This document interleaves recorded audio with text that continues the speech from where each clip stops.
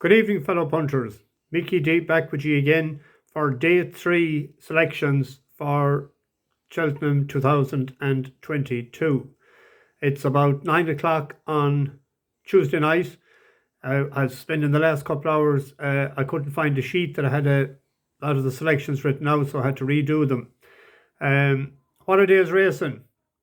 That's what we love about Cheltenham, to have to see such great racing today, and this will go down as Honeysuckle Day, no doubt. Wasn't she absolutely brilliant? 15 for 15, and she seems to be getting better. And one thing I'd like to say as well, I was in a few bookie shops today in a couple of different towns. We'll say 12 o'clock, 1 o'clock around that time. And everyone I was chatting was saying she was going to get bet, that she had bet nothing. I don't know what they're watching. Sure, she has won everything, grade ones after grade ones, like, you know.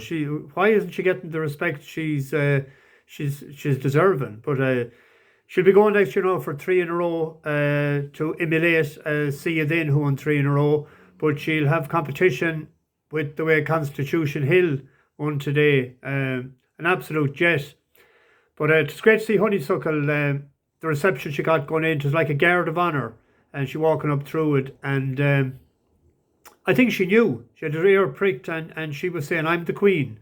Like the old Philomena Begley song, "The Queen of the Silver Dollar." She certainly was today, the golden dollar. But she was brilliant. An okay sort of a day from our angle. We collected on 4 races. One winner, Statler. Good for me, because I backed that last year, last March, at nice prices, 20s and 16s for that race. I had it each way double done with Gallop and Deschamps for the festival, the old RSA at 25s, but he's going to the Turners now, so I was looking forward to seeing that one running in the longer race, but not to be. Anyone that I met today, they asked me what my nap was going to be, and I said Queensbrook. I didn't like saying it the other night, but I couldn't see past it. But as the old adage said, there's always one. Marie's Rock coming out of the pack. I thought we were home and holes on the turn for home, because I was looking for Henry's horse was gone, and Stormy Island was coming nowhere. But that was the difference in being up money and being down a little. Fantastic as well finished 7th. I know some bookies was paying 7. That finished out of the money. But if Queensbrook had won, we were in profit. But we're not down a lot, and well, tomorrow's video gone up as well. And there's one market mover there I seen. Andy Dufresne is 10s into 7s. Thanks very much for so many views for the first day's video. There was over 1,700 so far when I last looked a few hours ago, and there's nearly 100 comments between my replies and everything. It's great to see such a response. I'm delighted. But will you just hit the subscribe button, any that hasn't? That many views should be getting a few more subscribers, because it's the subscribers I'm told counts, and we have to get to 1,000 as quick as we can, right? So do that for me, please. A few new messages from Andrew in Nottingham. Welcome. Andreas from Uruguay. He's living in Spain. Great to hear from you, Andreas. Damien Keehan. Liam Galvin. Craig Sutherland in Scotland. Welcome. And 123 Max in Scotland. Leroy Brown. And Shane Judge in Canada. He's from Meath, up the Royal. Dylan Thomas. I think, is that the horse, is it? Or is it a human being? It was one of my favourites on the flat of all time. Colin Aindu and Jeremy Hallam and Charlie Rush. Welcome, all of you, and try and get a few subscribers for me if you can. So, on to tomorrow, day 3. The Turners is the first race up. 50 yards short of 2.5 mile. There's only 4 running. And the 4 are Irish. It must be the first time ever that an English trained runner didn't run at a race in England. I mean, there has to be, if there was a 5th one, there has to be prize money for 5th. I can't understand that some novice didn't take part in it, even if it was just to get the badges for the day. There's so many dished out, isn't there? Anyway, 4 favourites in the last 10 years. 7 of the last 10 winners were Irish trained. 4 by Willie Mullins, but his last winner was York Hill in 2016. Gordon Elliott won 2 of the last 4. 6 of the last 10 winners are 7-year-olds. It looks a match between Bob Olinger and Galopin Deschamps. Bob won a pint-to-pint in November 2019. He's 6 for 7 lifetime. His only defeat was in a bumper to Fernie Hollow. He won last year's Ballymore very impressively. He's 2 for 2 over fences. Galopin Deschamps is 4 for 7 lifetime. He's a 6-year-old. He won the Martin Pipe last year off 1-4-2. He's 2 for 2 over fences. He was very impressive in Leopardstown over Christmas. Who do you go with? They're both pretty much the same price. I'm in the Bob Olinger camp. I think he might have more tactical speed. I think Galopin Deschamps will probably go out in front. He can sit behind. I think he might have a better turn of foot after being so impressive last year in the Ballymore. That's my opinion. On to the Pertemps. 3 mile, 2 furlongs. So 24 declared. Only 2 favourites in the last 10 years. And the last 6 were trained in Ireland. 3 of those was by Gordon Elliott, and 2 of these were by the top weight running this year, Sire de Burley. 5 6-year-olds in the last 10 years, 3 8-year-olds, 1 7-year-old, 1 5-year-old. Alaphillippe 7-1 shot has been laid out for this, most definitely. It was 5th in last year's Albert Bartlett of 143. It's £5 lower now on 138. It was an eye-catching 5th in the qualifier in Warwick. I probably didn't want to win that because no winner of any of the qualifiers has ever won this, the final, we'll say. But it's definitely a player at 7-1. All bookies are paying 6. It's a safe play at a point each way at 7-1. Dunboyne is the bottom weight. It crept in. It was an eye-catching 5th in that Leopardstown qualifier at Christmas when Winter Fog was 2nd. Dunboyne is trained by Gordon Elliott. He was 5th in that, as I said. Jack Kennedy takes the mount. Winter Fog was 2nd on his first run for Emmett Mullins. But Emmett's horses aren't going that well, even though the stats will show that he had 1 winner out of 10 in his last 10, we'll say, in 21 days. But that was very lucky because it was Plains Indian that we had tipped up and backed that fell that day. So he would be 0 out of 10 otherwise.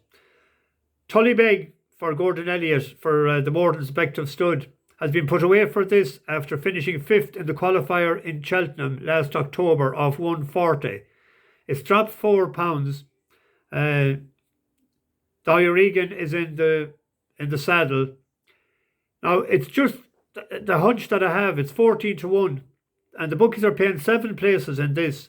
And if you go 2 points less, you'll get 8 places. So if you take 12-1 8 places or 14-1 7 places, but he done the very same with Galvin last year. He ran him in Cheltenham in October and then didn't run him until he won the National Hunt Chase last year. I think this is a plot job as well, similar to Alaphillippe. So who's going to outshrewd who is the thing. I suggest back the 2 of them a point each way and maybe do a reverse forecast for small money. The Ryanair is next up. It's a grade 1, 2.5 miles, 2 miles 5 nearly. 5 favourites in the last 10 years, and there was only one priced horse that won over 10-1. Allaho was very impressive last year. It was my nap of the meeting last year. I was on about big prices and he won. It's his to lose. My suggested bet in it, and I have it backed already, is Shan Blue without the favourite at 3-1. 2 points on that. It would have won the Charlie Hall. It fell when it was a distance ahead, going well. It was supposed to have schooled well since. It won a grade 1 as a novice in Kimpton, the Cotto Star. Conflated, instead of running the Gold Cup, is running this for the sponsors Ryanair, but I think this might have more toe. It probably finished 2nd to Allaho. A little double there could be Bob Olinger and Allaho for those interested in that. On to the Stayers Hurl, the top race tomorrow at 3:30. 3 miles. 3 favourites in the last 10 years. Paisley Park was 11-8 in 2019. Thistlecrack was evens, and Big Bucks was the only odds-on winner that I could see since 1990. 6 English trained in the last 10 years. 4 Irish, including Florian Porter at 12-1 last year. 4 out of the last 5 was won by a 7-year-old. Florian Porter was only 6 last year, so he's 7 this year. No horse older than 9 has won it since 1990. That's as far as I look back. So big prices have won sort of as well, but their age was young. Lisnagar Oscar, a 7-year-old, was 50-1. Penhill was a 7-year-old, 12-1. Cole Harden was a 6-year-old when that won it at 14-1. No 10-year-old has won it, so Champ and Paisley Park is 10, so we can leave them aside. I know they'll have their backers, but not for me. I'm with Florian Porter. 6 last year, 7 this year. Fits the profile. Needs to go out in front though, and that's what will happen I think tomorrow or Thursday. Danny Mullins is a good lad in the front. This is 3-1 favourite. It didn't get the respect I thought it deserved last year after winning in Leopardstown. Front running tactics suits it down to the ground. So I'll expect him to be out in front. An interesting outsider, another Irish trained one, is Royal Kahala. It won the Galmoy at its first time at the distance. So I'd give that a shout sort of each way. It's 9 or 10-1. But I'd recommend 2 points win at 3-1 on Flooring Porter.